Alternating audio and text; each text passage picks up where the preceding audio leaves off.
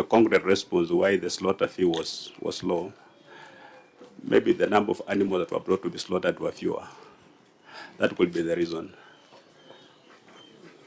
I don't have another reason for that, because it's also very difficult when you have already admitted that there were some data integrity issues, because it's also very difficult now to explain how some of those things arose.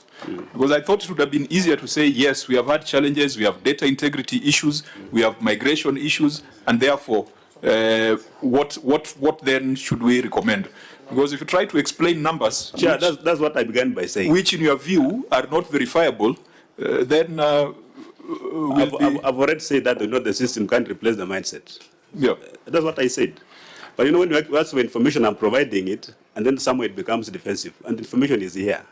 I'm just trying to say that says a second not this much, but it's this much. There's a shortage indeed, and you admit there's a shortage. Correct. Can we do better? I believe we can do better. The bottom line is that there's a 20 million drop, yes, which is not consistent with economic growth trends.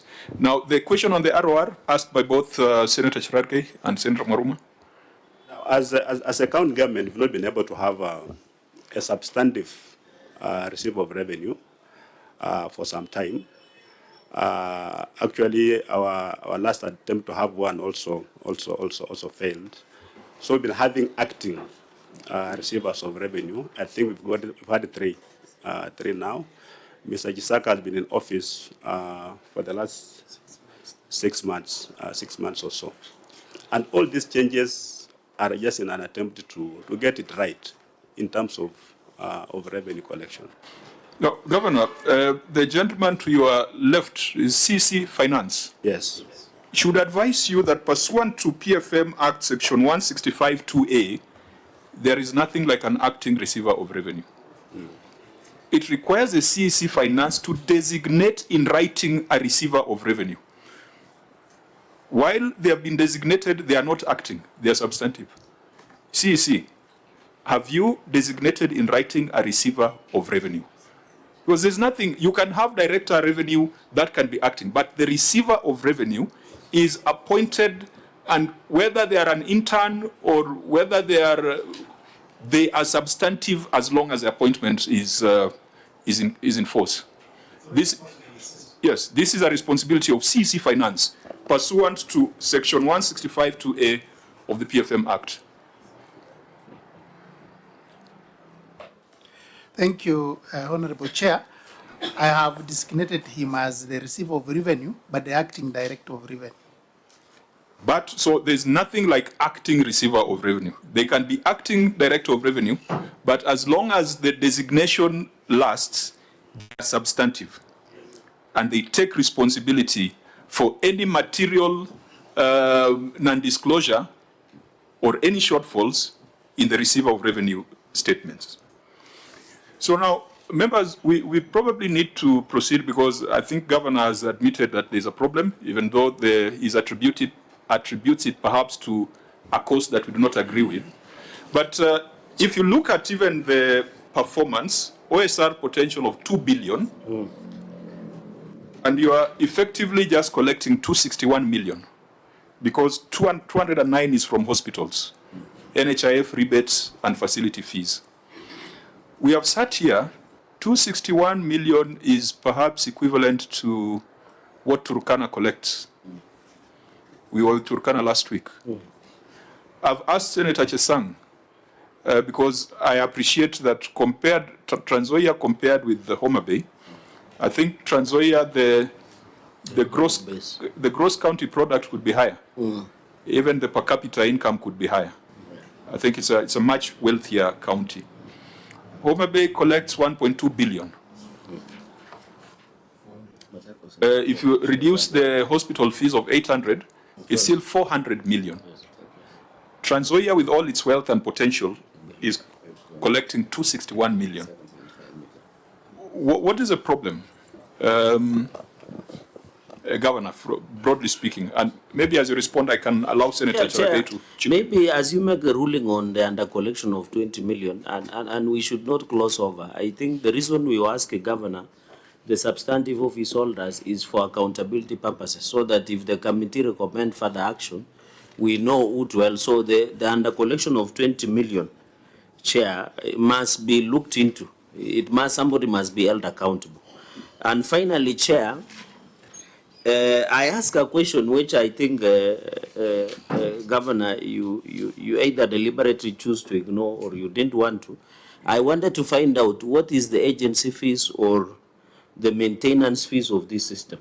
Because the information I have is that every financial year you are using close to 80 million to maintain that system. Because if your potential is 2 billion, after you remove the FIF, it comes to 200 million, for example. If 2 billion, you remove the FIF, which now we have passed the law, the Facilities Improvement Act, which is removed, it comes back to 200 million, which is still a big challenge considering the mapping of revenue streams that you have done. So, Governor, can you provide us with the agency fee or the maintenance fee of this new system? And secondly, now that you have cast, Chair, that will be my third question. Now that you say you did, there was no amicable resolution with the former collector of revenue in Transnzoia, what measures have you put in place? For example, do you own the domain of the collection? Do you own the system now? So that if that system takes off, Chair, does it mean also Transnzoia will continue losing data on revenue mapping streams and even other data important issues? Because under Data Protection Act, it is very important that the client is aware. So what are the stopgap measures to ensure if the new revenue collector decides to take off, can you also take off like the other previous one with all the data, with the revenue streams, with the projection and what have you? That will be my three questions, Chair. Okay. Perhaps the details on the system, because I think there are two substantive issues to the system that we are coming to. We could deal with them when we get there, but you can deal with the broader issues. Then we'll go, there's an issue about termination of systems. So it would be neater to deal with what the Auditor General found out and then look at your written response. But deal with the other issues that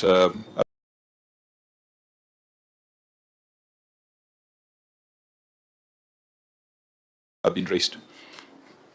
Basically, the system is Mr. Chairman, the current system is owned by the county government of Transnzoia. It was procured at 26 million shillings with an annual maintenance fee of 7.3 million for 3 years. So after 3 years, we shall own the system fully. So the challenge with this system, I don't know where we are getting the 80 million. Those figures are strange to me. Because what we have is 26 million cost of the system, 7.3 million annual maintenance of the system. There was a question as to the lack of ambition, where you are effectively collecting 261 million versus a target of 2 billion. Mr. Chairman, we've not shared with the CRA the formula they used to come up with the 4 billion, 2 billion. I don't think if the total wealth of Transnzoia now is 4 billion shillings. That's a lot of money. 4 billion? No, I think the auditor tells us that it has been revised downwards to 2 billion, which sounds reasonable. Have you done your own mapping? I don't think so. I don't think. My understanding was that the 2 billion was a negotiated position. Was it not? That the CRA had proposed 4 point something, then it was contested, and then stepped down to 2 billion. Chairman, personally, I've not engaged in any negotiation with CRA over this figure. But as a CEO of the entity, what is your on-source revenue? What's your estimated on-source revenue potential? Because that is something that your receiver of revenue should have at hand. It should guide your budgeting. It should guide your, driven by your finance bill. Mr. Chairman, the receiver of revenue has not told us how they arrived at 4 billion shillings. Because I'm looking at my account, where am I going to get 2 billion shillings? The receiver of revenue is your appointee. Leave alone the CRA. I'm now asking, in your own assessment, what is your OSR potential? We can forget about the CRA for a minute. Yeah, my potential from what I've been telling my team is that we look at how much the county council of Transnzoia was collecting before the advent of devolution, and how much the Kitale municipality was collecting, and in total it was about 800 million with the fewer revenue streams. So that was such as a baseline for us, that to know, can we meet what we were collecting before devolution?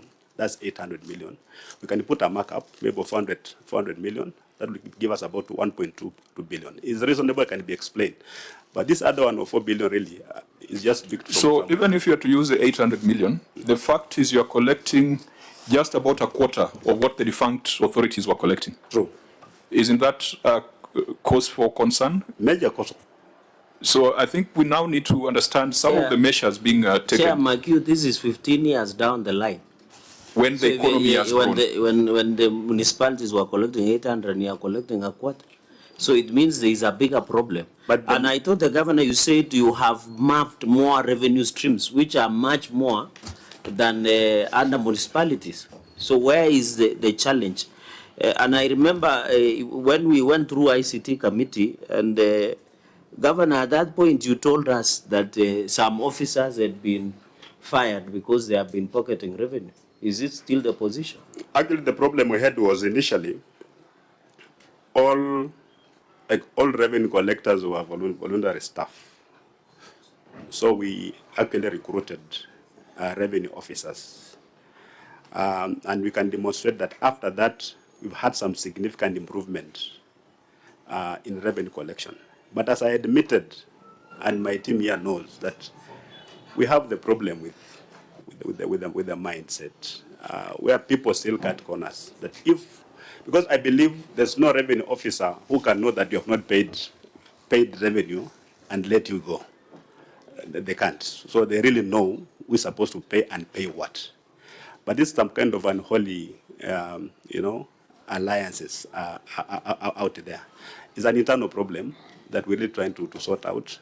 Is bearing fruits, not as fast maybe as we want, but when you look at our revenue growth for the last 2 years, there's a bit of improvement. Of course, I'll be happy if I beat the target of Transnzoia County Council, which had fewer revenue streams and they were collecting about 800 million. And of course, at that time, when they reached that record of 800 million, even councillors at that time participated in revenue collection. They went out and tried to participate. So it's a matter of sealing loopholes in the revenue collection department, where we have got officers. Actually, people fight to be deployed to revenue, including enforcement officers. They'll rather go to revenue than go to the hospital. So that should tell you something. Like when all policemen want to become traffic policemen, the motivation is quite obvious. So these are the things. If this committee has a solution, I'll gladly bring it on board. How do we seal loopholes in terms of leakage of revenue? Because that's where the problem is, nowhere else. Chair. Senator Wambua? Chair, let's have a candid conversation because the governor is being candid. Governor, you're telling this committee and you're telling the people of Transnzoia that there is somebody sabotaging revenue collection in Transnzoia County. Is that what you're saying? That there is sabotage of revenue collection in Transnzoia County? Governor? I wouldn't call it sabotage. I'll just call it maybe theft. Yeah. I think that seems to be it. And that's where we now need to, we have done the diagnosis. It is our job to do the prescription as a Senate. Chair, maybe, Senator, Chair, with your indulgence, even I'm looking at your financial statements on receiver of revenue. Your original target was 643,700,000. You didn't achieve that. So looking at the projection, you have said you want even to go beyond municipalities of 800 million. And I don't know, you said councillors were part of the collection, so I don't know whether your MCA should be, but that's a point of discussion. So in this 643 million, there must have been realistic target of that amount. There must have been a revenue strategy that you wanted to collect. So can you say something on your original target of 643 million? And finally, Chair, Governor said they were voluntary tax collectors. Is it who was the greatest tax collector in the Bible, Bishop? So Chair, Bishop is always right. You want me to tell you the name? You know the name. So I don't know whether you are calling it revenue collectors. So can you tell this committee they were temporary? So how much did you confirm them to PNP so that they can be used? And number two, I ask a very specific questions. Are there any officers in revenue that have been fired? Are there, Governor, as there revenue officers that have been fired? They are on disciplinary action has been taken or administrative action? And how many are they? Because it looks like, Governor, you are aware there is a problem. Kuna watu wanakula. But you have taken a back seat and say, you know, I'll just go and tell the committee of the Senate there are people who are stealing our revenue. They'll give me the prescription. I thought you should be telling us, Governor, you should be telling, I found 10 revenue collectors, I have fired 10. I have reported to DCI or EACC for action to be taken. Because if you come and tell this committee through the chair with the indulgence that money is being stolen, but can the committee give us a solution? It should be presenting that these are demonstrative action, these are investigations ongoing, this is what we have done, we have confirmed into permanent and pensionable. Because the fact that everybody wants to be in revenue collection, it means there is a bigger problem than we thought. So can Governor highlight on that? Okay, Senator Mwaruma, then the Governor may respond so that we can move to the other questions on the system. Yeah, the Governor indicated that there are challenges in terms of collecting revenue from the national government. How much do you think if the national government cooperated, you would collect from the land belonging to the national government? What efforts have you undertaken to collect that revenue? Do you have any annexures or, any support to show that you've made steps towards collecting such revenue? That would be my question. Governor? Mr. Chair. Sorry, maybe Senator Chesang, so that you can consolidate the questions. Thank you, Chair. Through you, Chair, I think we have, as the chairman of ICT committee, we have been doing an inquiry, and now we have gone to, I think, more than 9 counties to do an inquiry to do with the revenue collection. And just as an example of the last 2 counties that have gone, we have seen, of course, improvement in terms of on-source revenue.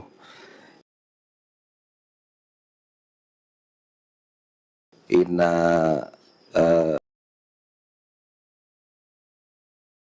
most of the counties, at least 8 of the counties that you have gone,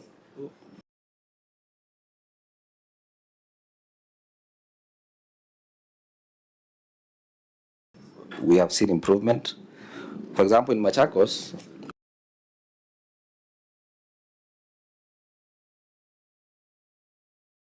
we had the same irregularities of issues to do with on-source revenue.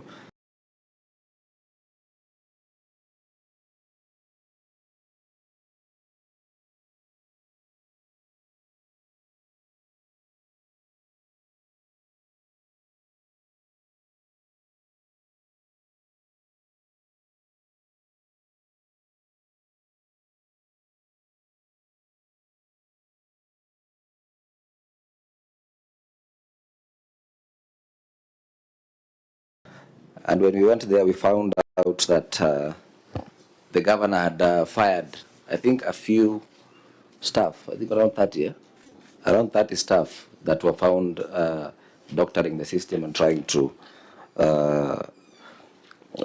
the staffs that were stealing, or maybe they were interfering in the system, the on-source revenue system. For example, Machako, the first time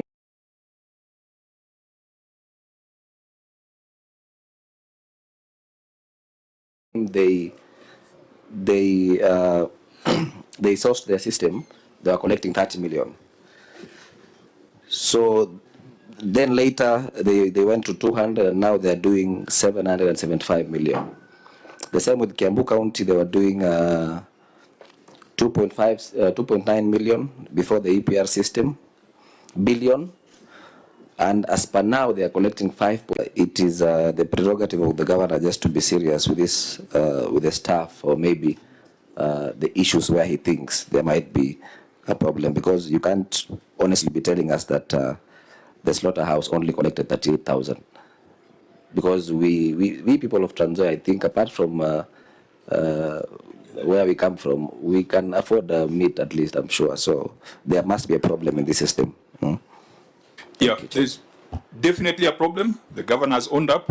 It's just his response that was evasive, because he attributed this to systems. But I'm glad that under oath you have said that systems cannot be the solution. They can be a problem, but they can never be the ultimate solution. So we now need to... I've talked about the removal of volunteers that are inherited, the people who are collecting revenue. We removed all of them. We removed all the cashiers who were involved in revenue collection. We recruited new officers, new revenue officers. I think, with due respect to Senator Cherargei, whatever you're explaining, is it captured anywhere in your written responses? Yes, yes. Where? It is. When you look at our...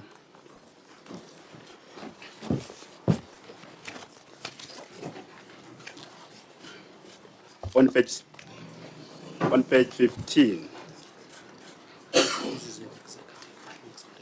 On page? Of the executive, of the county executive. Yeah, because we have not gone there. So Senator Cherargei is right to, so please let it not be just you disagreeing with Senator Cherargei, because he also is entitled to his observation.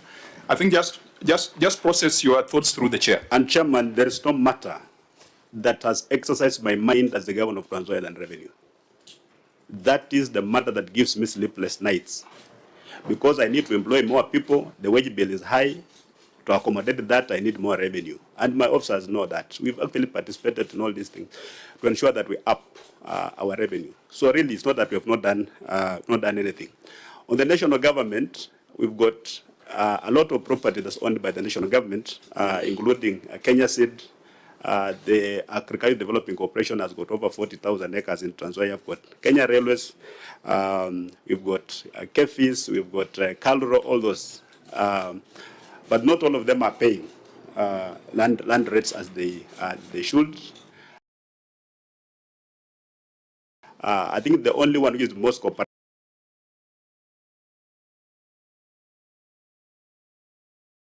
is Kenya Seed.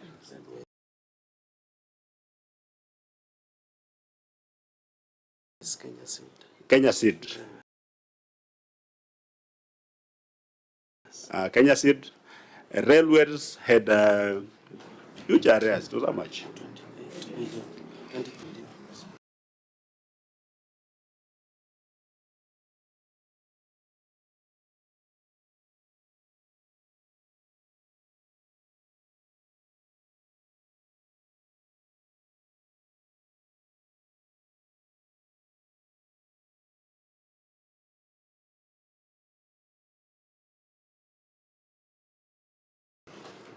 About 20 billion that they should have paid us, but they have not paid. You know, so the national government again has contributed to some of these things. When you look at Transnzoia as the grain basket of Kenya, the people who produce most of this maize own less than half an acre of land. A majority of them. The large-scale landholders are raising this amount of money from the people of Transnzoia is very, very difficult. Because now we're looking at maybe raising and divided by 40. How many animals are those? As I told you, 40. Yeah. Why? Those are very many animals. Now you become very strict attendant, you know, issues that come along with it. It's a kind of reality we're facing on the ground. That's why, Mr. Chairman, personally we're shocked if CRA can come up with such an outrageous figure and expect that Transnzoia can actually raise 4 or 2 billion shillings in terms of taxes. It's just an impossibility. Senator Chair, Sifuna, just for the benefit allow us to proceed. for the benefit of national government institutions, including where we are, Treasury was here. He confirmed that there are certain conversations that are happening between county governments like Nairobi that are owed money by national government institutions to swap some of those debts and help counties to be able to receive some benefit from those debts. As Transnzoia, have you had conversations with the national government or the national treasury on this specific issue of the national government entities that are not paying what is due to the county? We have been engaging with the respective departments and state organs, parastatals, on case-by-case basis. And as I've said, so far, Kenya Seed has been paying. I think last financial year they gave us about 20 million in terms of rates. Kenya Railways have been paying, but they've not been able to settle their arrears. Yeah, because the Kenya Railways have got almost 50 acres of land right in the middle of Kitale town. We thought we could swap that debt with that land so we can use to develop the town, but they're not reluctant to have that. They're reluctant to have that kind of conversation. Chair, just to conclude on that matter, Governor, and I know this may be a very tricky issue, the issue of adjusting rates. Oh, but I don't know whether it is just my county or it's other counties as well. 40 bob for a cow, that could be a bit low. Because then that becomes a very, very, very ineffective revenue stream. I remember I slaughtered cows just the other day, Chair, and I paid several thousands in an abattoir in Kitui. I don't know, 40 bob, Chair, Governor. You want to have a conversation with your people. I mean, you need to raise money also to even manage the abattoirs themselves. So in our But Chair, is it fair for us to be pursuing these pennies when we know we can get millions from the people who are not paying Transnzoia money? I mean, even if you were to raise the price of slaughtering to 400 shillings, Senator Wambua, with the respect, if we were to help these counties, the conversations we are supposed to have are supposed to be grand conversations. So that even if we were to raise by another, how many percent to 400 shillings per cow, the revenue resulting from there will not be as significant as if we were to put pressure on Mbadi and railways to pay up. That's where I think we should focus. Yeah, but I think members had requested that we find a way out because it's one. By 2:30 we must be in the chamber. For fairness. Yeah, please make it very brief. This issue is not petty at all. Correct. It is captured in their own document as a revenue stream. Yes. And these small revenue streams add up to more revenue to counties. And pursuing revenue from slaughterhouses and abattoirs is not mutually exclusive to pursuing collection of revenue from the big guys. So let's collect revenue where you can collect revenue. That's why I want to say, Chair. Chair, just in conclusion, one, I would request your ruling on under collection of 20 million. Number two, Governor, I have not seen, this committee, maybe just the last one, how much is being owed by other institutions outside the county, like Kenya Railways, the national government. And then number three, in your annexures and in your reports, you have not, or I didn't see in your response, management response, attached any evidence to show that you are engaging these stakeholders. Maybe the governor can provide that evidence, Chair. And then are there strategies? Because we have seen counties like Yambu, like Nairobi, sometimes they provide waivers.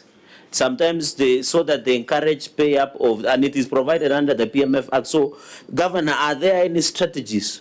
Apart from negotiating, are there any strategies like waivers of rates so that you can improve on collection? Because this own source revenue is very critical. And that may be the reason why the CRA were picking that indicators. And I want to inform the Governor, Chair, as I exit, that in fact, during our fourth basis of revenue allocation, it is the CRA indicators that guided on how Transnzoia got 1 billion plus extra under division of revenue under this financial year. Yeah, honorable members, I know we have a lot of experience on this matter, so there's a lot we can advise the governor on. But I think we must move on to the other substantive issues. But the facts are as follows: that on-source revenue dropped by 20 million in the financial year under review. The governor has admitted that there could be data integrity and quality issues. the variations across streams do not make sense, do not add up. So it throws into doubt even the accuracy and integrity of the numbers that have been presented before the Senate. It is also a fact that Transnzoia is collecting much less than the defunct local authorities did 15 years ago, and that should be a matter of serious concern. Even if the CRA figures were disputed and 800 million was still the OSR target, the county is only achieving just about 1/4 or perhaps 30% of that target, and that is unacceptable. We therefore would want to recommend as follows. Of course, we will see the positive action taken in subsequent years. The audit is going on. But this 20 million, we must confirm whether it was collected and pocketed, or rather collected and stolen, using the words that you used. EACC, please, you must cause an investigation into the financial affairs and management of the receiver of revenue and collectors of revenue to assure us that every single cent that was collected from the people of Transnzoia was reported. And in the event we find that money was collected and not deposited in CRF, please recommend prosecution. Number two, we've got the systems vendor. We will take the written responses, and I think, clerk, we must write to the systems vendor so that they show cause why we should not recommend a debarment as per the Public Audit Act. Because it is wrong for a system vendor to misbehave in Transnzoia and then go to West Pokot and continue doing the same things. So we must also take decisive action. So with respect to the systems vendor, we shall be making recommendations for debarment. Of course, they will have an opportunity to come and explain themselves if they disagree with us. Number three, Governor, we expect you to take administrative action on your officers, even if it means redesignating a receiver of revenue. Because you cannot come to Nairobi and then you say that looks like there's a problem with the data. It might appear as if some money was stolen. Those are issues that your ROR, I mean, that's the only job of a receiver of revenue, from morning to evening. If you cannot take administrative action on the entire complement involved in the revenue, then we might conclude that you are also an accomplice. And I think finally, we made a mistake, perhaps as Senate, to take away the fiscal responsibility index. Because when we said we wanted to do a proper objective ranking of counties, these are the things we must look at. Governor Natembeya might look, not might be, I believe, I take judicial notice, that is a very popular governor. Is a very visible governor. But now when we come to the numbers, perhaps it tells a story that is different. So we need an objective assessment of counties based on fiscal responsibility indicators. I think we had already agreed that we're going to do that ranking. And I think on this, Governor Natembeya is going to rank very badly compared to peers, because these are now numbers. This is not just about the personal leadership perception of the governor. So we could leave this matter at that, such that even the other issue on termination will take a view when you're writing a report and make a recommendation on debarment. That can allow us in the remaining period to go to pending bills and also to sample a few projects that are still outstanding. We agree, honorable members? Yeah. Fine. So let's go back to report on the executive and start with the issue of pending bills.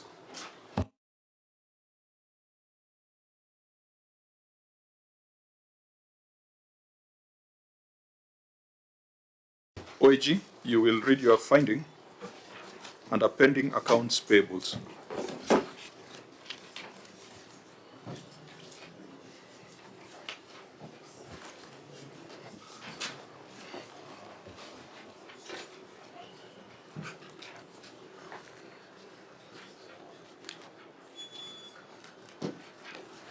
OAG.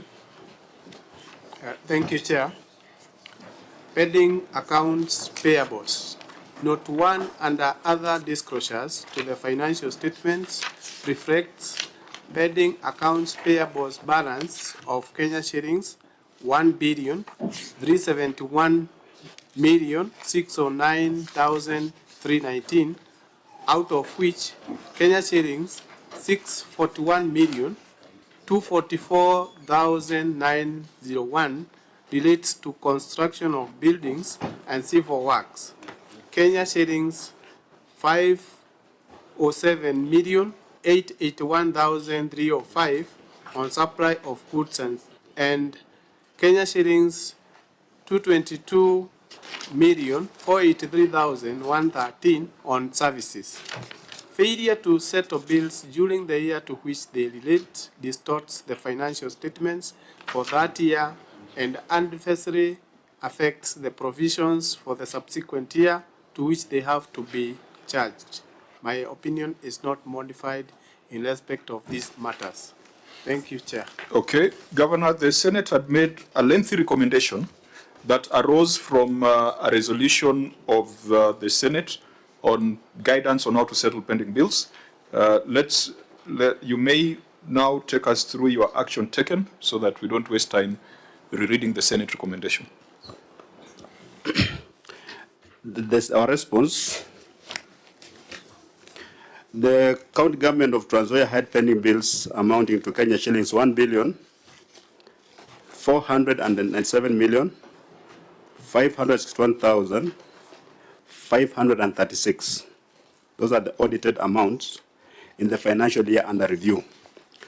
Out of which pending bills amounted to Kenya shillings 983,234,209 were settled as of 31st March 2025. Kenya shillings 700 has been provided for by the county government in the budget for the financial year 2025-2026 to offset the balance of the verified pending bills and to partially resolve the unverified pending bills for the financial year 2021, 2022, and previous years. The list of total pending bills vis-a-vis the list of pending bills settled is provided under Annex 16, which is pending bills, pending accounts payable, the payment plan. Annex 17, settled pending bills under recurrent. Annex 18, settled pending bills under development. And Annex 19, the budget for financial year 2024-25 and pending bills, pending accounts payable settlement returns.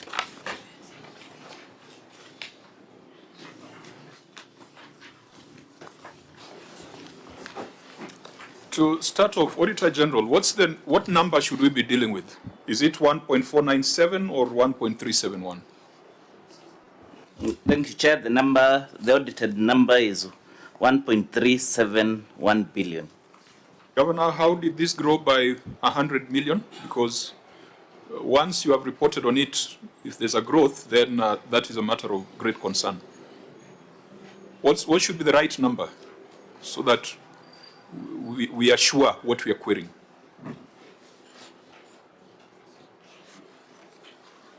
Are the persons who prepared the financial statements here? Yeah, so let's start with that to establish the base.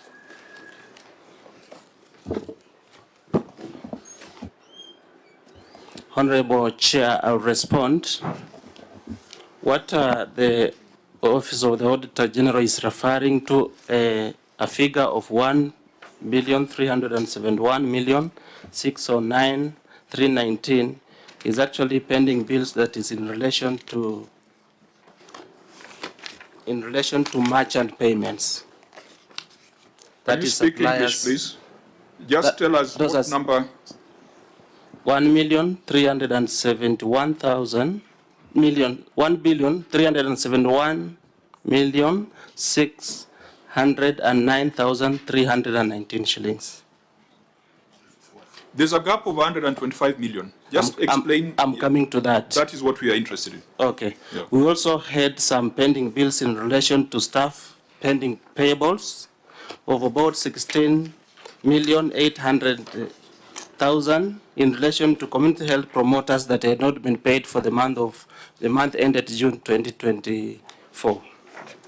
Then we also have amounts due to other 30 party payments, That is, we have a lab trust, we have a lake region CBO, support to CBO, and others. So you're referring to Annex 2, 3, and 4? Yes. So 1.497 is a summation of those three annexes. That is it. OAG, that makes sense. For pending bills, the practice has been to look at merchant payments. So we would want to stick to the merchant payments or the unpaid merchant bills of 1.3 billion. The rest. OAG, that one I think you are arguing for argument's sake. Because personally, I'm extremely interested in those non-merchant pending bills.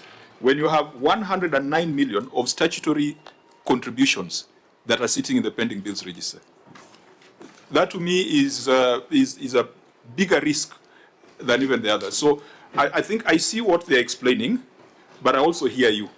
So whether it's 1.3, those were supplies of goods and services, there is a 16 million on payment of CHPs and 109 million on statutory remittances. I think it's okay, it's not an issue. So now let's go and ask ourselves how much of that has been paid of the three category of pending bills. Honorable Chair, we have, during the year under review and subsequently in the year following year, we paid 983,294 or 983,294,209 shillings.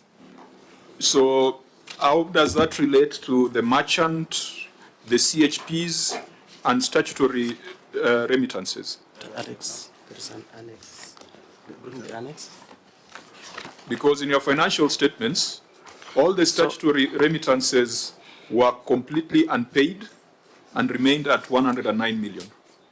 Honorable Chair, on the Annex 16, 17, 18, and 19 that has been put in one booklet, we have the last page, which is a summary of what was paid. We have audited pending bills 2023, 2024, including 22, 23. Which page is that? Last page? The last page on that annex booklet. Annex 6, 17, 18, and 19. The last page.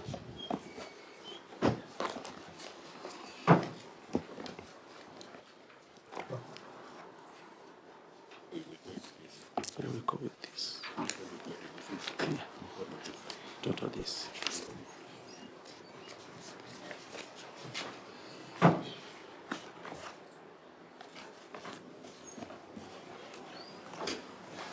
Okay, proceed. Last summary page, we have pending bills in relation to merchants that was audited at 1,371,609,319. What we paid was 494,209 shillings, leaving as a balance of 405,115,110 shillings. And we have indicated as an action to be taken to be provided and settled for in the financial year 2025-2026.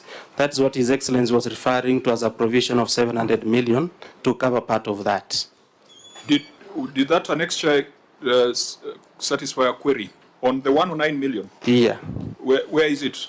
On 109 million is included in the second row on that summary page, where we have said other third-party payables for the year 2023, 24, and 22, 23, and 23, 24. Please just move a bit slowly, and so that we are with you. The last page, Chairman, the last page. Last page of annex? Yeah. Annex what? 16, 17, 18, and 19, the last page. That page, just hold it up, Governor. That one that looks like stained litmus paper. Oh, yes. So what do we make out of it?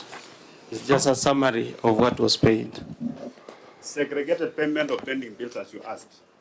So maybe, Chair, as you look at it, is it possible to disaggregate the third-party payables, 22, 23, 24, which read 273 million? What are these? Is it loans? Is it NHIF, SHA?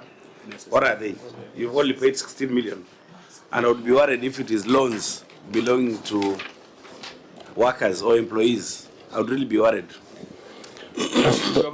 There are quite a number of payments there through Honorable Chair. We talked of the issue of lab trust. We have some other financial support we are offering.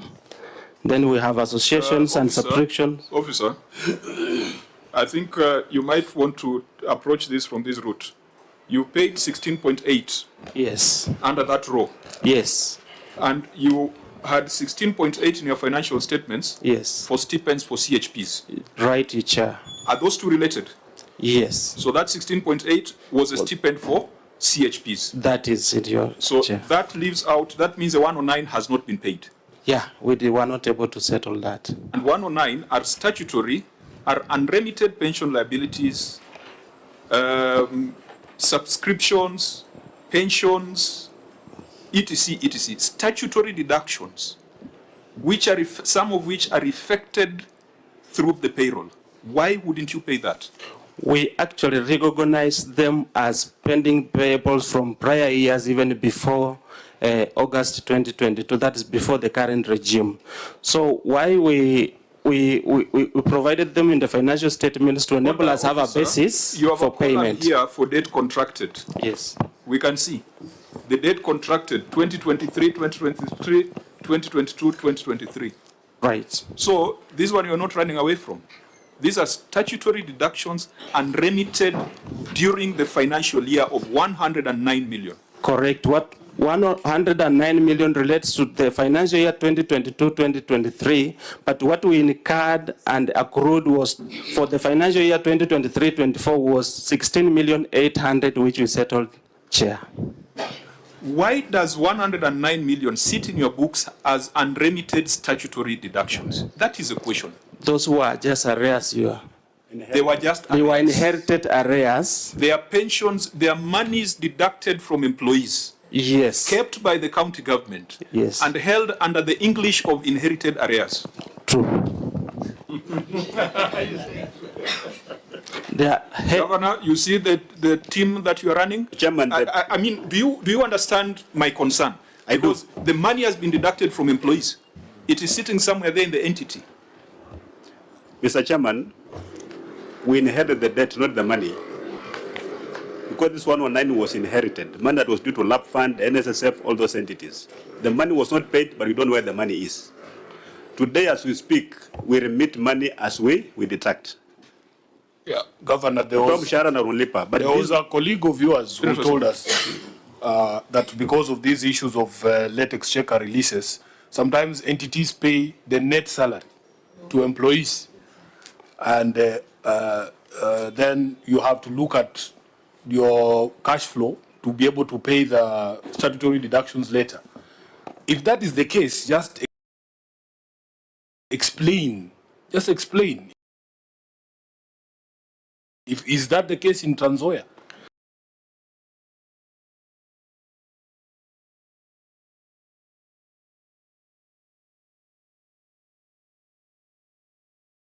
In our case, that's not the case in Transnzoia. So what is the case? Well, how did the chair wants to know? So why I'm explaining this, Chair, is that for you to be able to set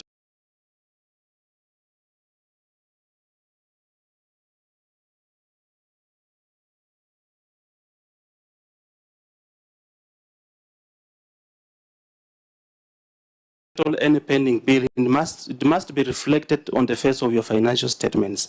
That's why we saw it prudent for us to reflect this and have it audited by the office. We are interested. I'm only giving an explanation first. You'll move slowly. I'm the one giving directions. So, Governor, Senator Sifuna. The explanation the committee wants is how this became a pending bill.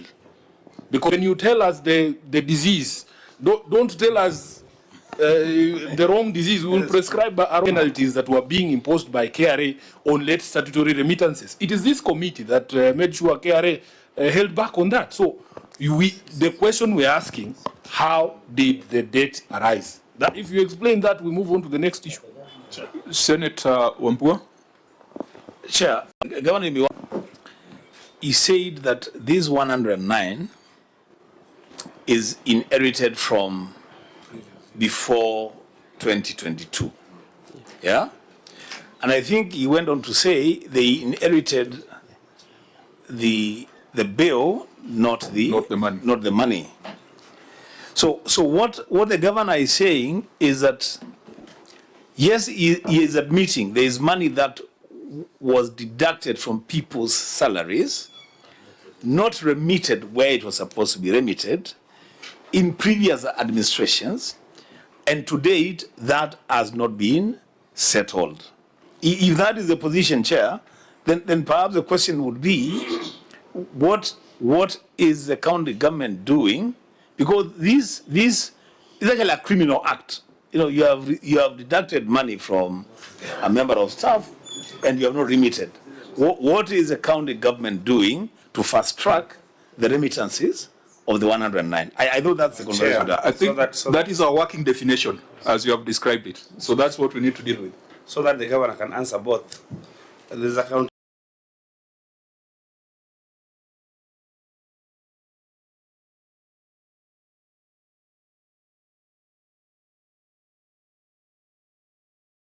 Argument here that this might not be inherited debts, because that second line reads other third-party payables for 2022, 2023, 2023, 2024. If it is 2020,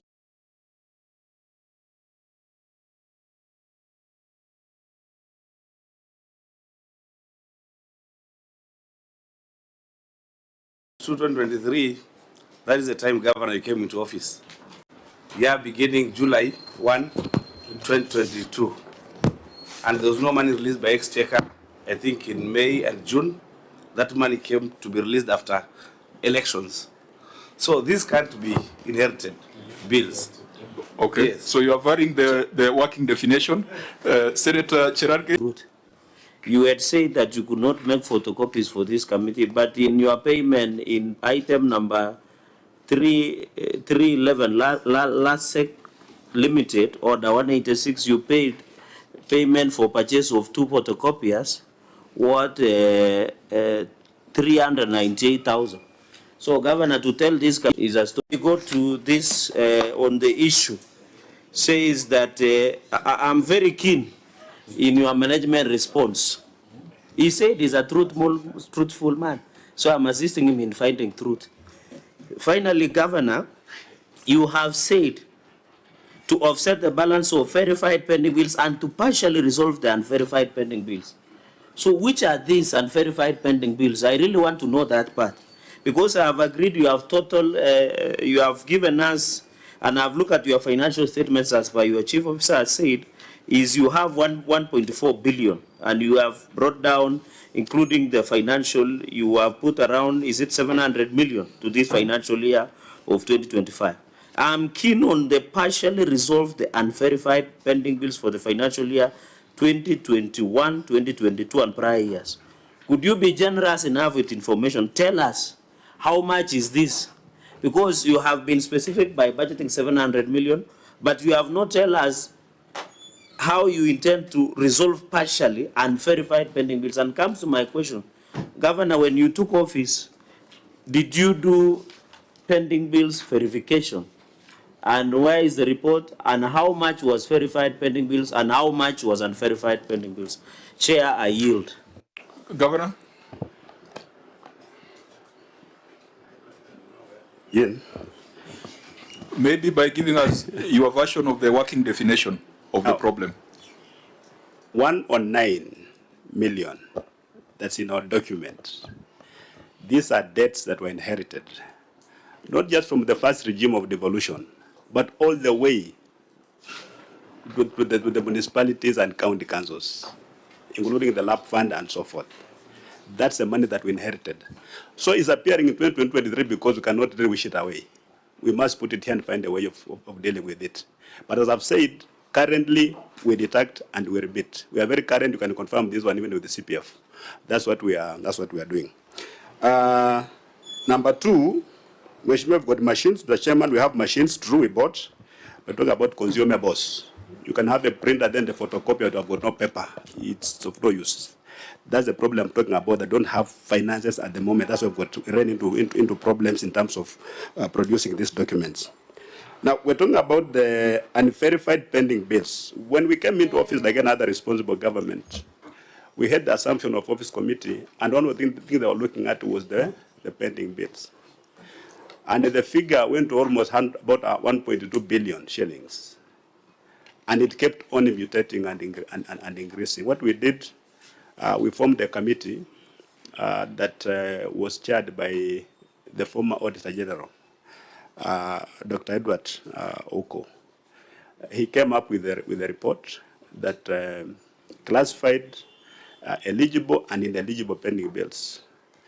But I think some people who found themselves on the list of ineligible ones rushed to court. And the court, in this opinion, felt that Mr. Oko was not verifying pending bills, that he was doing audit, which we disagree with. We disagreed. And that's why we formed our own pending bills verification committee that has been working. We have been able to reduce that figure from that 1.2 billion. We are coming down. We believe by the time we are done, we'll have a figure that we can really defend.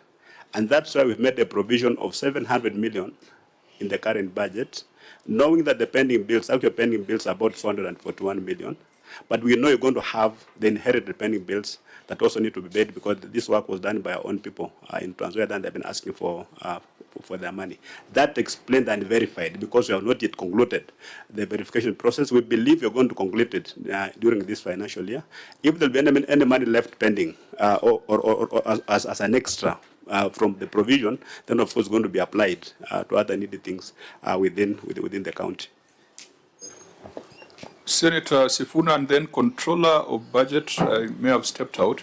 Maybe I'll toss this to the Treasury to tell us how statutory deductions should be treated, because last week we were told that recovery of interest is the first of all first charges. Why should we be raising requisitions, disbursements for settlement of other matters when statutory deductions prescribed in law are being done in the county but not being remitted to the relevant bodies? I think you need to advise us on that, because this 109, whether it was of defunct authorities of yesterday or today, there must be a commitment on its settlement. Senator Sifuna. Mr. Chairman, if you indulge me, I'd forgotten something on that 109. I think the senators, view is the same explanation we get from Transnzoia, that because of insufficiency of funds, people are just being paid net salaries. Paid net salary, and therefore these other deductions, actually the money was not being deducted, so it was not there because the funds were not sufficient. So you just pay a salary, and then all these other deductions, including even pay as you earn. People are not paying, and that's why sometimes we get even penalties from KRA. As I said, we're not running out from this. Do you agree with that explanation? I do. How do you agree with it? Because when you make requisitions from the control of budget, your requisition grows. This is current, Mr. Chairman. We're talking about municipal councils and county councils. They were just paying net because the funds were not sufficient. So you'll assume that actually they deducted the money for lab fund, when indeed they did not deduct the money. Senator Sifuna? Mine is a very small, curious observation. Governor, this is Annexure 17. When I look at the first page and the second page, there's a lot of women groups who are doing business with your county. You can count almost 20 on this page too. From Bicholwa to Rambisia to Kendelesia, I can see a lot of women groups. What is the story in Transnzoia? Very briefly. No, we need to learn from other people. Like, yeah. What is the story, Governor? What we do in Transnzoia is that we've tried to operationalize ACPO, access to government procurement opportunities, by young people, by women, and people living with disabilities. They form groups, and those groups, we give them company names. Through, of course, Huduma centers, they're given company names to trade with the county government. So what we do, once we give them the money, we also give them a tender to do. Yeah, we don't just give people money to go look for work, and then they'll come telling you we bought chicken and they all died. So we'll give you a government tender and government funds to go and do this. So just a way of empowering our people. That's why you can see all those groups there. Okay, I think he sampled the first 2 pages. We don't know what appears in the other pages. But let's go to the substantive issue on how to treat this 109 so that we can give directions. Mr. Chairman, it's actually more than 109. We're having an engagement with Lab Fund. Lab Fund is asking for 600 million. So this disclosure is not Lab Trust CPF, they're asking for 1.2 billion. You have only captured 33.4 million here. Yes. Honorable Chair. It goes back to my question. Senator? Governor, you needed to be precise, and it was just a simple question. You have said after Ouko's committee was ruled by Kitale High Court that they didn't have the power except the OAG. You said you formed internal verification committee through the chair. You have talked about legible and illegible pending bills. So I wanted you to be precise. Tell us how much is legible pending bills, how much are ineligible pending bills. Because ineligible, it means you cannot pay. So why are you providing for in the budget?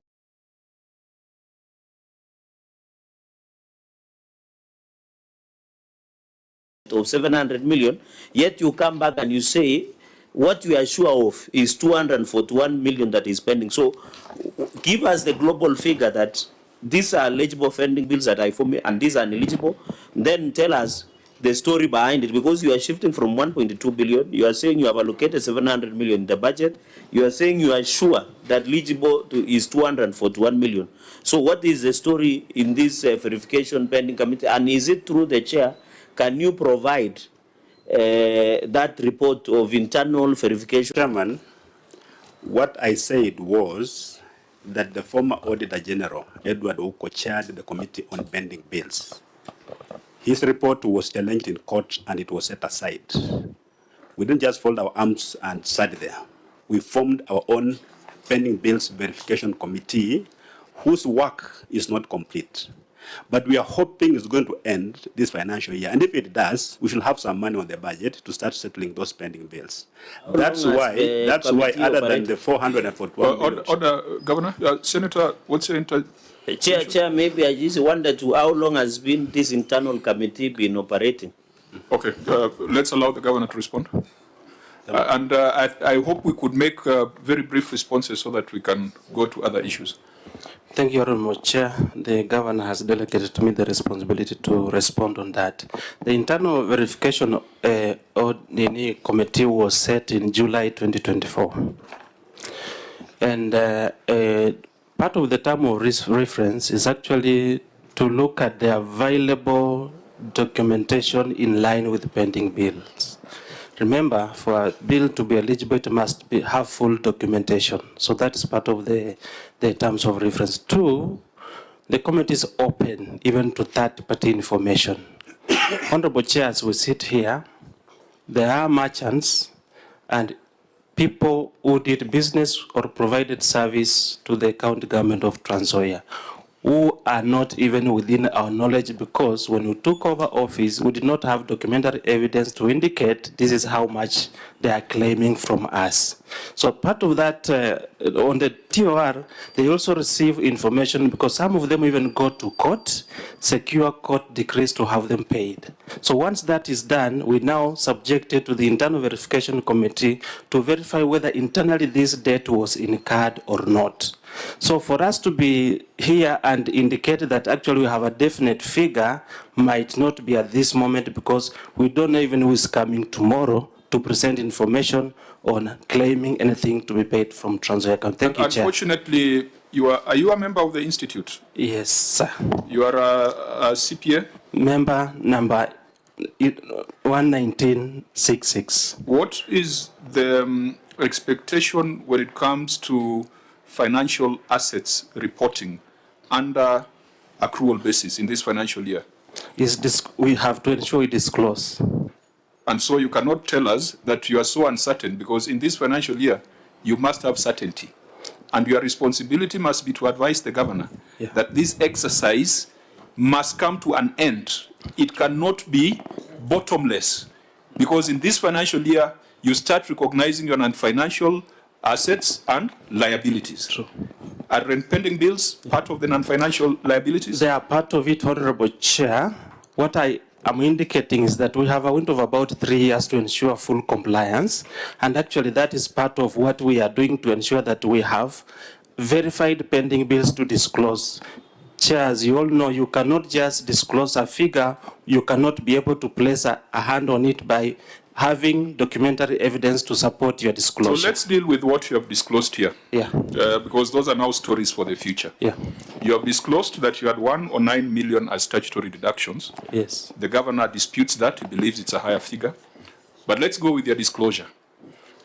Where is this money in your payment plan? We have indicated, Chair. We have a payment plan. Where is it? On the Annex 16, 17, and 18, we have a payment plan there. Or for example, can you just show us the entry where you are now remitting to, because they include even contributions to the car and mortgage scheme of 20 million. Yeah. That was not there before devolution, so that is a present problem. They include transfers to Transnzoia County Receiver of Revenue. I wonder how that then sits in the other pending payables. So have you demonstrated how you are paying this 109, or you are still disputing it? No, we have demonstrated in the plan. Where? Chair. Page what? Row what? Column what? And we can be able to check through. I hope we'll have time, Chair, but allow us time to verify and give you. Treasury, statutory deductions, because they are deductions that are directed by law. Do we have this luxury that the county is indulging in? That they can take whatever time they need and pay whenever they want to pay? Thank you, Chair. In response to statutory deductions, actually they have very strict timelines on when they should be paid, and failure to pay them, they will attract penalties for the period they have remained unpaid.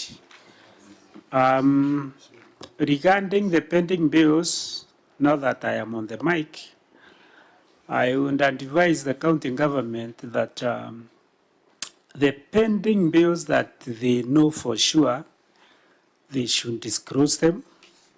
Now that we have moved from cash accounting to accrual, and the ones that they are not very sure, they should be classified as contingent liabilities, and they should also be disclosed in the financial statements.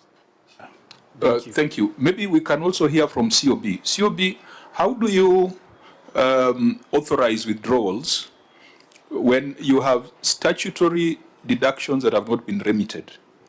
I know in our resolution, we didn't seem to have addressed the issue of statutory deductions. And I think we need to amend that resolution so that we give very clear directives on that, and even say that the COB should not approve further withdrawal if statutory deductions from a prior withdrawal have not been remitted. Because I think that's proper financial sense. How do you deal with that? Before the control of budget response, I'm told there is a new system of making sure that whatever the control of budget releases in terms of payments, then there is no way of voiding. How possible is that? That if it is statutory deductions, then the statutory deductions must go where they're supposed to be. How is it? COB? Thank you, Chair. Now, when counties come to requisition funds, they usually requisition the gross amount. The gross amount will include all the statutory deductions. So at no point does the county requisition a net.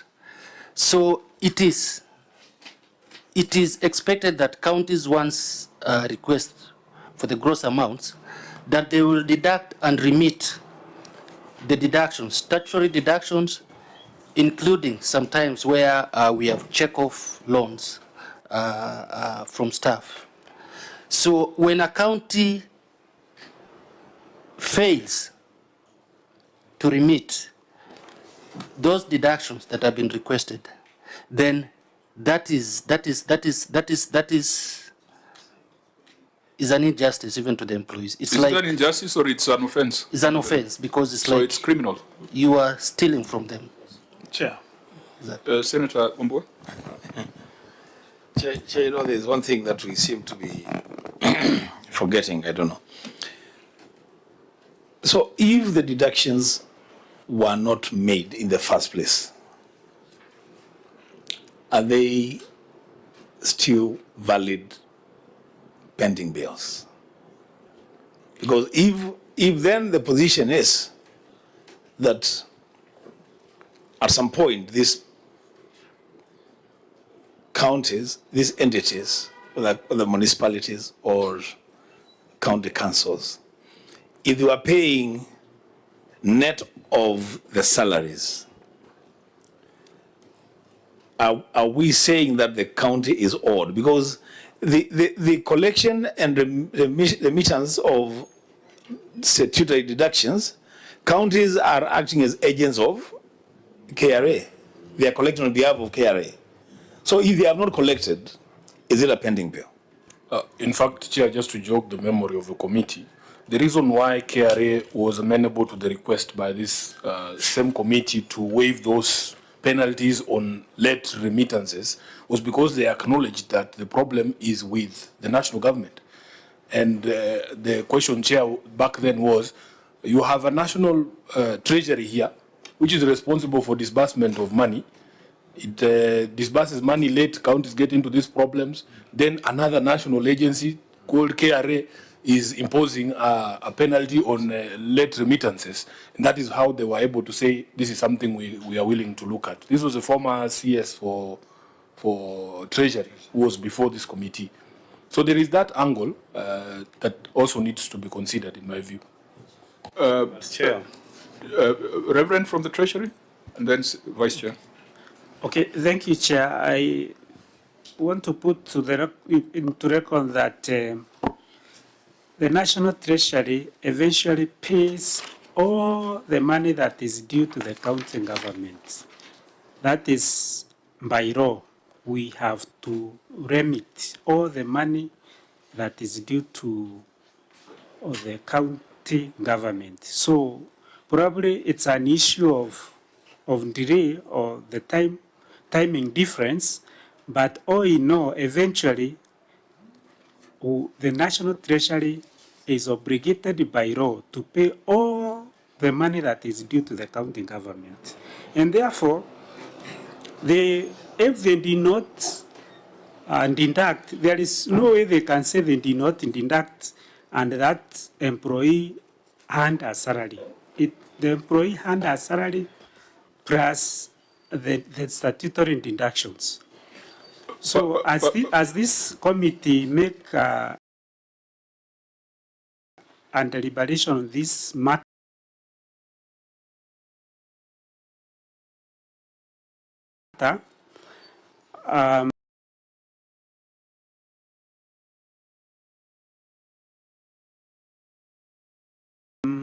they should consider probably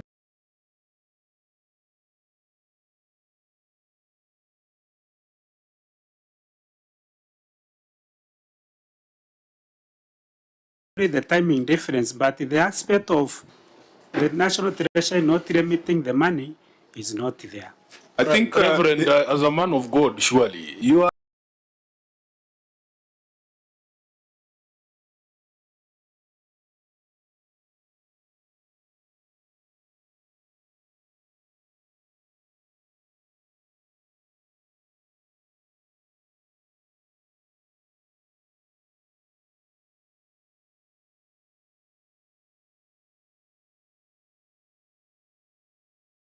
are aware that the Senate also passes something called a disbursement schedule.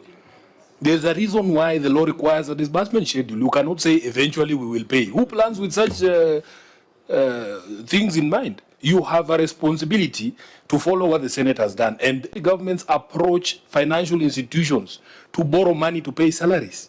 When they borrow, they don't borrow gross, because that would not make any sense. You'll start incurring interest. You just borrow what is sufficient to pay the net salaries of the staff. So this is something we are aware of, Chair. Now, there's a substantive audit finding here. Just look at it so that we tick it off, so that we can establish whether this is a current that was satisfied, because you had queried 923 million of statutory dues that were non-remitted.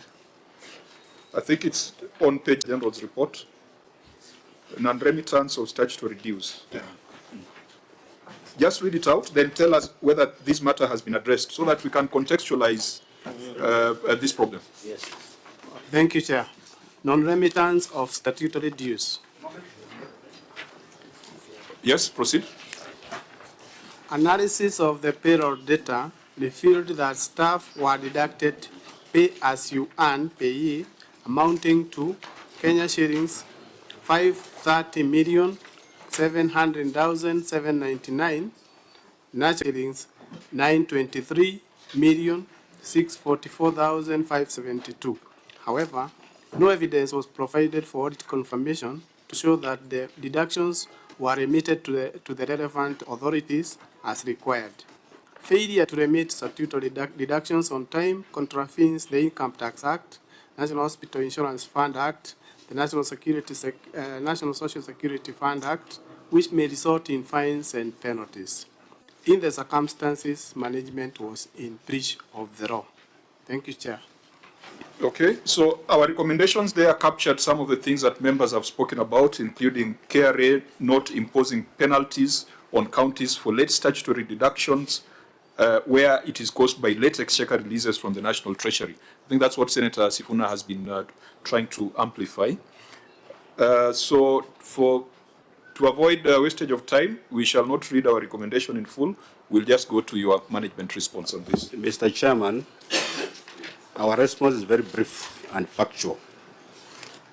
The payment for the statutory deduction was provided, that evidence was provided during the audit exercise as tabulated in the table. I want to confirm that Transnzoia, we are current. Every single cent that we deduct, we remit. What happened, I think, was made communication breakdown between the auditors and the relevant offices because they provided the evidence of payment of remittance. So let's get the confirmation of the OAG. OAG, you raised this, it was in the management letter, it was in the draft certificate, it was in the final certificate. If the evidence was there, why was it not provided? Thank you, Chair. What I can confirm, during the verification, we have found that the statutory deductions, the current ones, were actually deducted and also remitted and paid. So as of now, they do not have this outstanding on the current, except the 109 or any other amount that they may come up with. Our position is that during the audit, because we went through a process, this was not provided, and probably the payments have been done after the Point audit of order, had been Chair. concluded. What is the OAG saying? I'm trying to get him. Senator Cherargei? So are you saying it was misreported, or are you saying when you raise this issue up to the exit meeting and management letter, you never captured? Can you stand? Kuwa na msimamo. You know, you are saying this and this, oh, we are confusing all of us. No, our stand is that we have this now... was misreported. No, that was the correct position as then. So and then there was no payment. OAG, you agree with the report as tabled, but now what you are saying is that you have seen evidence subsequent, isn't it? Yes. So that we apply the provisions of Section 52 of the Public Audit Act. Section 62. Section 62. Of the Public so that Audit the officer was supposed to provide that information and did not. Yes. We recommend the investigation and prosecution. Yes. Is that that's the true position. So that then confirms that going forward, statutory deductions are being remitted. The problem are the historical ones. Yeah, correct. Maybe members should direct or advise control of budget that we should give counties maybe some 6 months to reconcile the historical statutory dues and ensure that they've got a payment plan, failure to which requisitions should not be honored.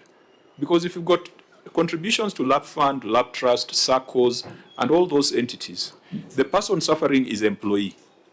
In their payslip, it indicates that they were contributing to LAP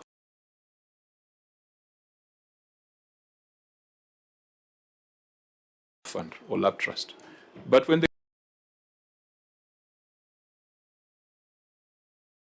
go to check the actuarial valuations, it indicates that their money never came through.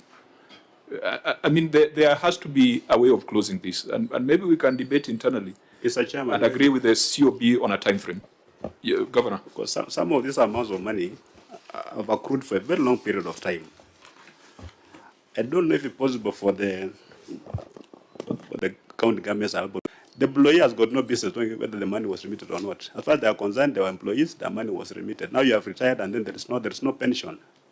So instead of engaging in back and forth, can we now just bite the bullet and see what needs to be done?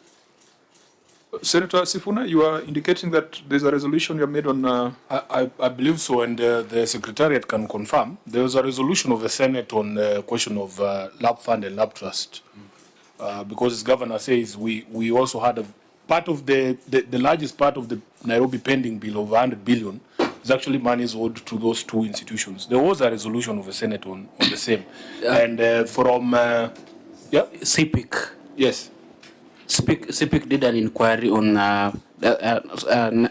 non-remittance of statutory deductions. Okay, so what was the resolution of the Senate? Let me follow up with the clerk of the committee. I remember that matter coming before. Okay, fine. But separately, you have seen, Chair, there are county governments that have sat down with these entities and entered into agreements. I think the best example is makwiny, right?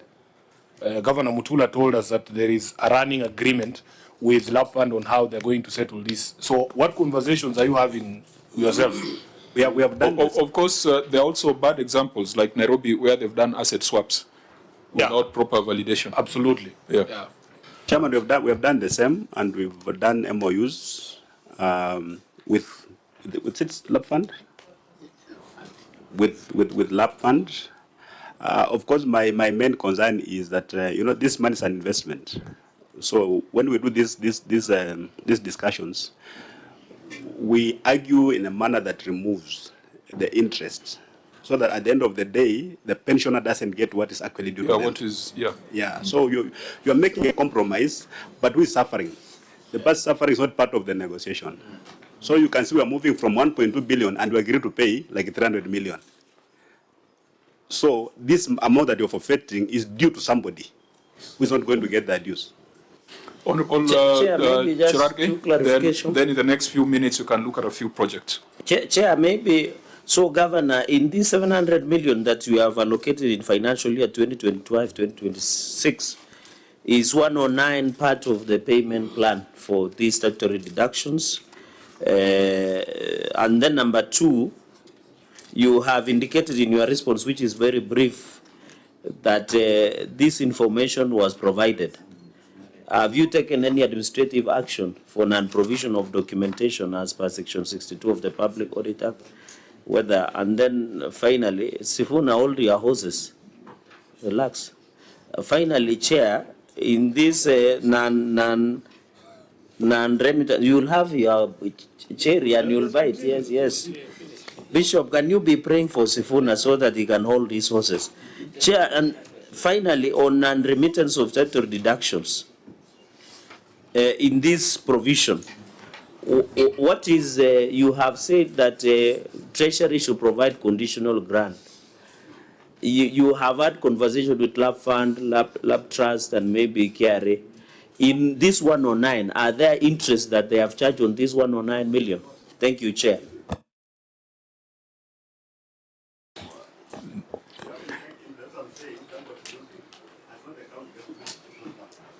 Please have your mic on so that you're on record. Yeah, I'm saying interest, actually that when we discuss this, the interest actually compounded. So we discussed, they should compound interest, we remove all the interest. But that's the money that's due to pension, with the pensioner. So it's not the county government losing or the lab fund losing, it's actually the pensioner who is losing. That's why I thought maybe if the government can find another way of cushioning these people, because the people who have worked for government, they've retired, now they're having very many non-communicable diseases, and then they need money. At the end of the day, we're telling them, your money was not remitted. Okay. On the issue of 700 million. On the issue of failure to provide the documents for remitted funds, Mr. Chairman, will have to guide here because it's not becoming an issue that you gave, you didn't give. You gave, we didn't give. Because my officers are saying we gave the documentation. No, that's why we are saying it shall be investigated. Yes. Yeah, so action will only be taken after investigation. Yes. Yeah, maybe we clarify, Governor, on this 700. So are you intending That's what I'm to pay? coming to. Okay. Yeah. The 700 million is provided for in the current budget, 25-26, to sort out the verified pending bills that are known. We've paid partly 983 million. There's about 441 million that have not paid. The 700 million is going to pay part of that, all of that, 441. And then we said the unverified pending bills, most of them which were inherited. We're going to verify them. If they're more than the balance, then we're going to make a provision for 2026-27. If they're less, then the saving will go to other county government activities.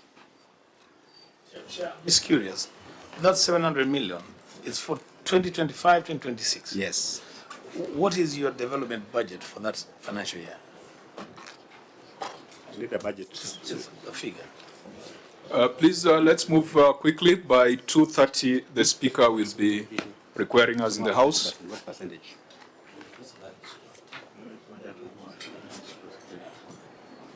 I know it's more than 30% of the total budget. It's more than 30%. Yeah, we are compliant, yeah. Okay. I think it's 3.3 billion. So, honourable members, I think as we, for us to move to the next issue, the Auditor General has confirmed that the issue of statutory remittances is now going forward, is now being resolved, but we are going to make recommendations on the historical ones and also recommendations on those who failed to provide documents. Auditor, keep these in view now that you're doing the current audit to confirm that there's proper disclosure in line with accrual basis of reporting. But control of budget, I think we'll also be having conversations on how to tighten the non-remittance of statutory deductions. If you agree, honourable members, you could move quickly to look at a few projects. Let's start with the construction of the county headquarters, 498 million. Auditor General, your observation was quite brief. You can read it, and then the Governor can give us an update. Thank you, Chair. In complete construction of the county's headquarters, the county executive awarded a local contractor the contract to construct the Transnzoia county headquarters at a contract sum of Kenya shillings 498,835,545 on 29th June 2023 for a period of 56 weeks. As previously reported, the Tender Evaluation Committee did not conduct due diligence to confirm the qualifications of the contractor, contrary to Section 83, subsection 1 of the Public Procurement and Assets Disposal Act 2015. Fiscal verification carried out on 9th September 2024 revealed that a signboard costing Kenya shillings 250,000 was not erected in the construction site as indicated in the bill of quantities. The project had reached a 60th floor and construction on the helipad was ongoing at approximately 63% complete. However, the certificate of completion and handing over minutes were not provided for audit. In the circumstances, the value for money on the expenditure incurred on the project could not be confirmed. Thank you, Chair. Governor, you may take us to the page where your response is contained. Page 49, Mr. Chairman.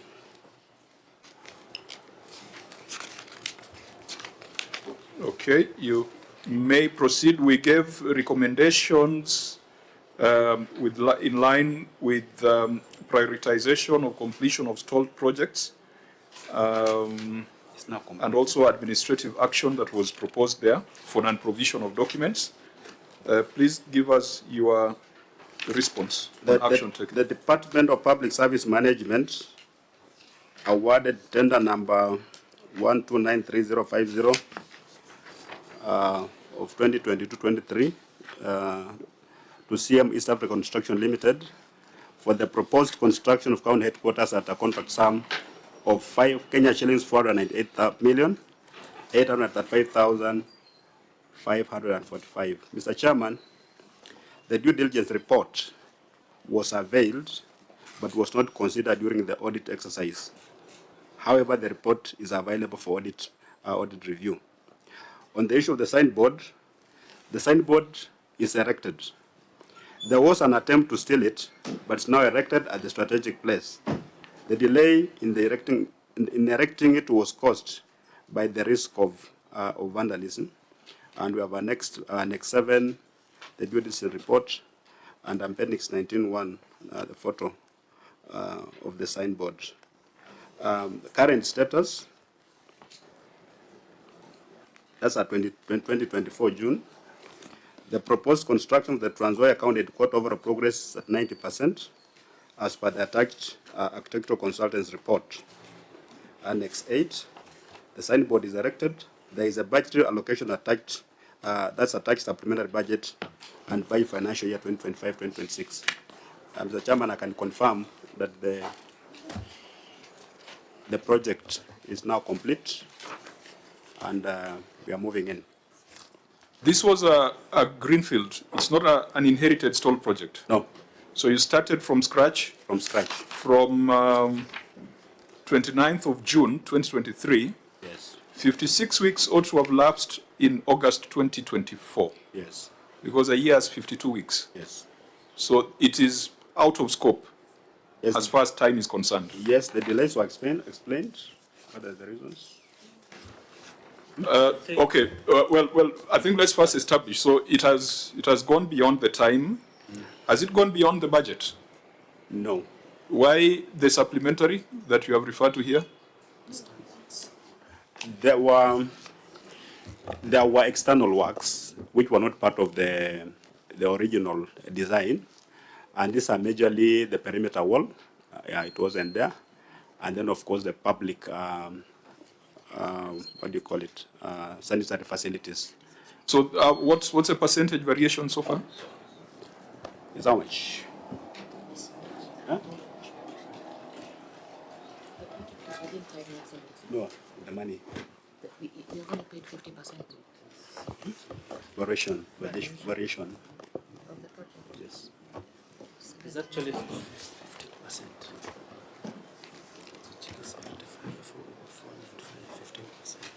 It's actually 15%. 15% variation? Yes. Project is at 90%? It's now complete. It is complete as we speak? Yes. The 90% here? That was for 2024, the financial year. Was for 2024? Yes. So, Auditor, the two things you had flagged was due diligence report and signboard. So, did you get the due diligence report? Yes, Chair. I think this is the difficulty we always find ourselves in with regard to documents not provided during the audit. That even if they are provided later on, their authenticity cannot be confirmed. But I confirm, yes, we have received that due diligence report. We have reviewed it. We have also confirmed that the signboard has been put. I think the only issue is the building is now under occupation. However, I think it's only having a certificate of partial completion. Thank you, Chair. Yes, is this a matter that is part of your investigations? Yes, Chair, this is a matter that is part of our current investigations. Okay. Honorable members, Senator Cherargei.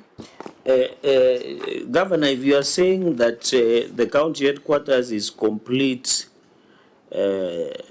One is that you say there's a variation of 15%. Is it inclusive of this 499 million approximately? And then number two, if you are saying the county headquarters is complete,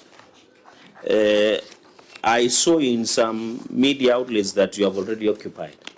And the OAG is saying you have partial certificate of completion. Why would you occupy a building that is one, you don't have a certificate of occupation by Public Works? Number two, is there occupation certification? Is the building insured just in case of liability? So tell us on the 15% variation, the occupation, whether all documents are attached here, because I'm trying to look at Annex 7 is only due diligence and erections of the signboard. And if it is not complete, is there a budgetary allocation? Because I can see from due diligence report that you have provided. That will be my last question on the, just a moment, on this. You have said in, this one was due diligence report, Chair, for the proposal of Transnzoia, this was 100 million. And whether these 3 years financial review period has been done. So can you provide that? And Governor, having served previously, I thought it is important to follow law. Even if there was an agency of occupying an office, even this building, I remember when Bunge Towers was being inaugurated, one of the critical important aspects was certificate of occupation provided by Public Works, because from the information from the OAG, when during our brief, Chair, there is no insurance cover for the building. So can you highlight, maybe you have it, but it's not here, so that we can get that clarity? Yeah, so now the Governor can respond to the same issues. Governor, my concern is with the signboard. I have a concern there. 2 things. One, this signboard looks very ordinary. How it is costing 250,000, I don't know. And then secondly, why would somebody want to steal it? Is it made of gold? I mean, why would you steal this? I mean, so just tell us the story around that that billboard. You want the governor to speak on behalf of thieves? Yeah, you say that there's somebody who wanted to steal it. I mean, it looks. Yeah, I mean, it's a very curious response on record. Governor. Mr. Chairman, I think the issue of the signboard, the cost was in the BQ. So maybe the auditors need to make a determination whether it was worth it. But I think you follow the specification of that signboard. It may look like that because we know it's just a photo. Maybe if you go to the ground, you can see something completely different. As to Senator Cherargei's issue, I don't know if you should respond, Mr. Chairman, because it's not an audit query. It's not an audit issue for 2024, 2023, 2024. No, when you come to Parliament, there is something called supplementary questions, yes. So that is allowed. So if you don't have records or evidence to respond, you are also free to ask for... So by 2024, yeah. The year in question we have not occupied the building because it was not complete. It was at 90% complete. But as I've said, it's now complete, and we were asking for some indulgence from this committee so that we can even demonstrate it. Yeah, on the screen you see how it is. Because people may think that's just an academic exercise, some abstract thing. The building if time would have allowed us, we would have demonstrated to us the helipad and the number of helicopters the county government has for it to be a necessity. The helipad is for people like you when you come to visit Transnzoia. I come on ground. Our chair does not own a chopper. Yeah, I don't own a chopper. I don't know how many choppers do you own as a Not everybody who has a chopper owns it actually. You can always hire. So members, I think for efficiency. Chair, maybe for even Governor, you know, under Article 229 says Parliament shall consider OAG reports. So we have power to get more information. Yes. A direct question was, if you are now occupying the building, it was just a simple question that, is there a certificate of occupation and issues of insurance? You and me know that, God forbid, if a liability occurs, you must show covered, and I think the OAG has never shown us. So if mwananchi works and he gets injured, you can imagine the implication, and your advocate or the county attorney will tell you the danger that you are subjecting yourself and everybody else. You maybe you have taken life cover for yourself, but what about the ordinary, the one you normally walk around in Tawe movement? Do they have life cover? They don't. Governor, very brief. We are currently not in occupation of that building. So what we do is this, because this is not part of the stalled projects. This is a project that was initiated in at the more or less at the beginning of the financial year under review, because it was awarded at the end of June 2023. Yes. And it was to run for 56 weeks. Now the governor says it's complete. Auditor, this is now where you come in to do your post-mortem and to confirm whether it was done lawfully and efficiently. And perhaps you will go and ask those questions as to why we needed a helipad, and you're going to ask those questions as whether a certificate of occupation has been issued. Chair, maybe Governor, you are or not, are you saying no one is occupying that county headquarters as per now? No one. No one. No, just go on record, your mic is off. Mr. Chairman, as we sit here, I'm not in occupation of that building. It is still under the hands of the contractor. Yes. So let's allow the Auditor General to keep this in view, update us in the current audit, and Auditor, please, where £500 million shillings has been spent, the audit query cannot be a signboard worth 250,000. That cannot be the audit query. There are those overruns in terms of time, in terms of variation, in terms of the questions being raised by Senator Cherargei. So please do a proper audit examination of this particular project. EACC, the file is before you. We are not going to direct you on what to do with it. All we are asking for is that you speed up your investigations so that if there is malpractice, people should be prosecuted. And if there isn't, also you need to tell us what the position is. So we keep this in view. Now, can I say something? Yes, Governor? Just an observation, because the Senate is the one that's in charge of the devolution and protecting county governments and the counties and the county governments. What I've learned as a first-time governor is that every time you do a big project that's worth millions of shillings, it attracts a lot of interest. And majorly is about fault finding. People have got this belief that if you do a project worth 50 million, you've taken 5 million. You do 100 million, you've taken 10 million. And people come with that attitude, and they're coming to find that. So even if they don't find it, they try to find it. How do we cure this? Because then, in my mind, maybe going forward, we focus on these small little things and do many of them. Like, you are doing roads, you are doing toilets, you are doing little things that nobody has got a big interest in. I think I'm the only county government in Kenya today that has completed the county headquarters within the budget set by the control of budget. And even if I've extended the time a little bit, it's not so much. The national government has been doing county headquarters for counties. Transnzoia was not part of it. We've used our own disbursements, our own source of revenue to do that. But the county government, the national government has been giving conditional grants to counties to do headquarters. Mine have done it within time. And it's like it gives even a bad name. Because the moment you hear ESs are looming all over the place, coming, the thing, that, picking that, and not they're announcing to the whole world that we're investigating this.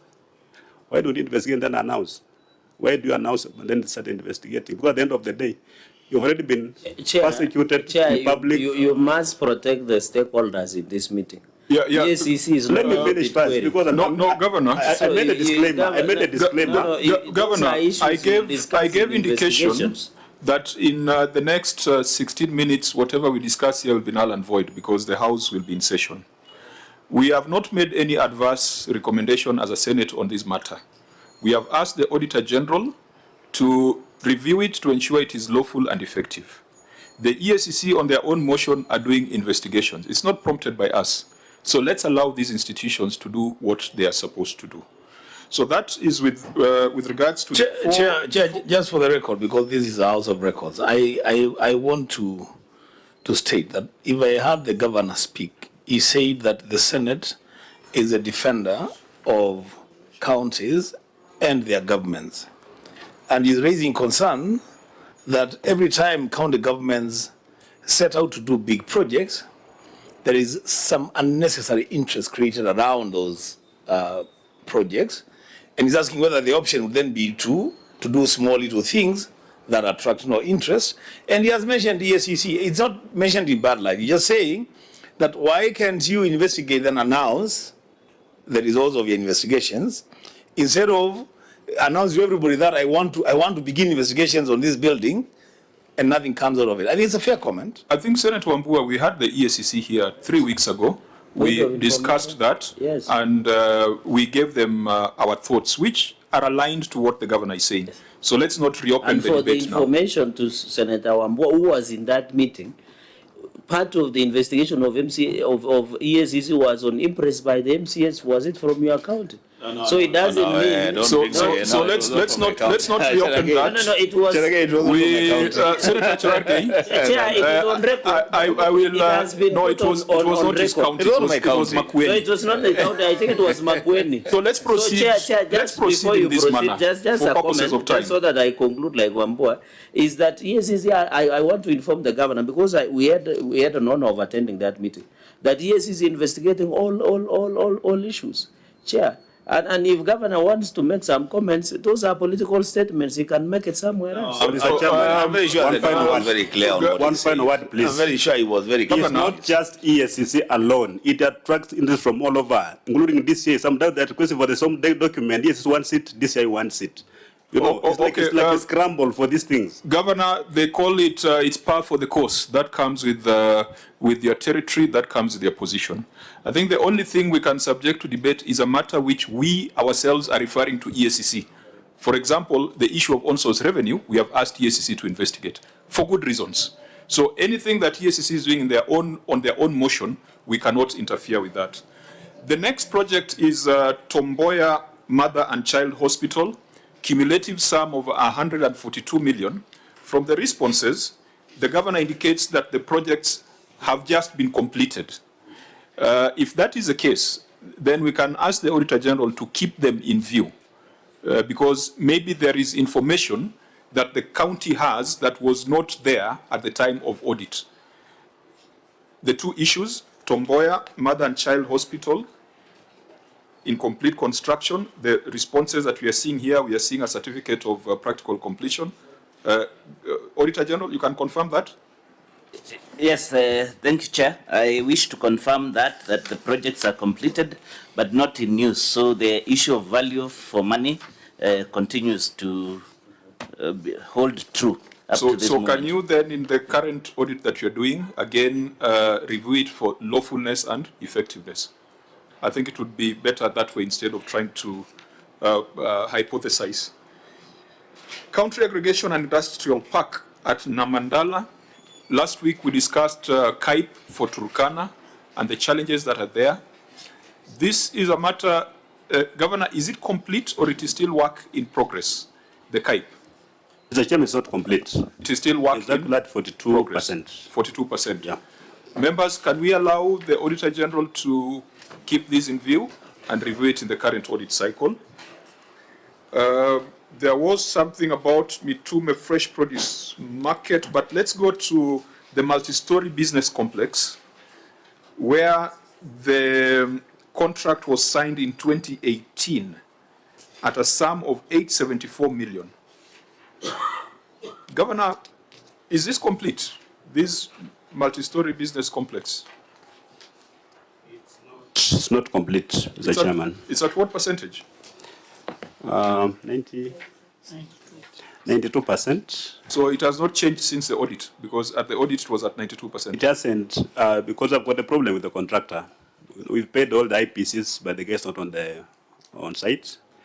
He has started making very outrageous claims, almost the equivalent of the contract sum, and he has taken the matter to arbitration.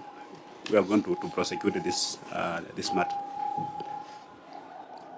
Honorable members, do we keep this in view? Chair, maybe just a comment. So, Governor, this contractor has been paid this 874,280,383 had been paid. What was the, now that you have your chief officer, has the chief officer been there for some time? Is he new or he has been there? The chief officer, trade. So that I ask the subsequent question. Your chief officer of finance. The chief officer for trade has been there. Has been there for some time. Yes, yes. So could he have the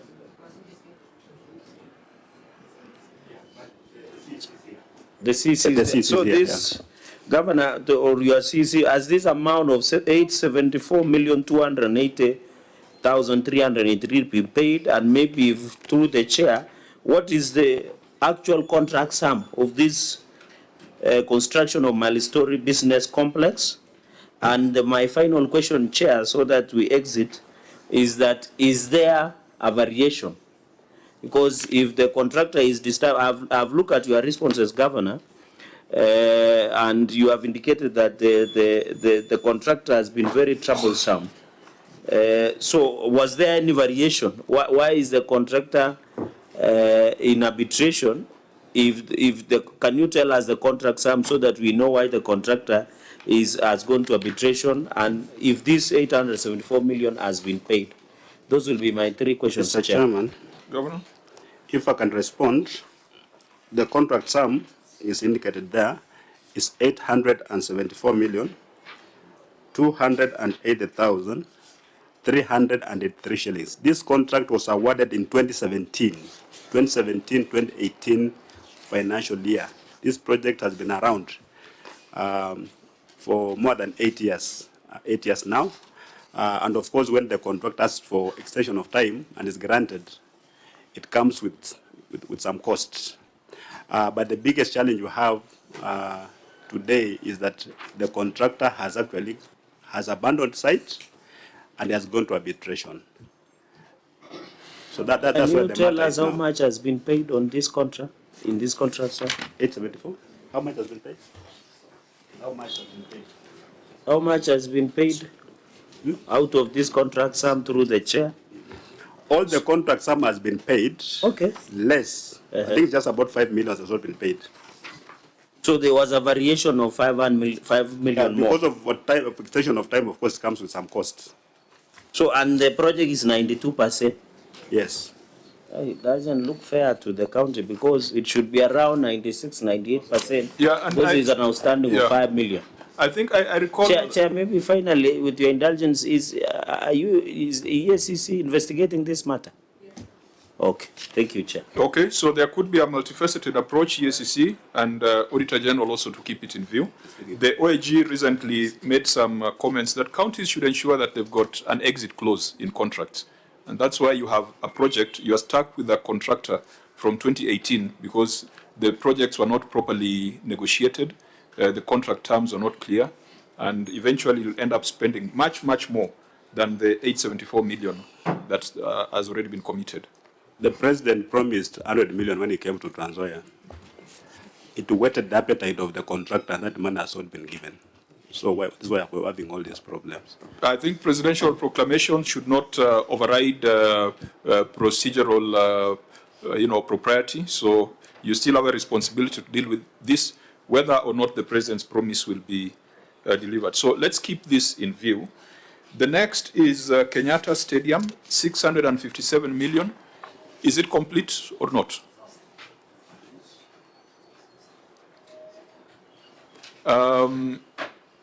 So again, it's work in progress. I think OAG keep it in view. EACC, is it part of your, is it on your radar? Yes, Chair, it's also one of them, ones that listed.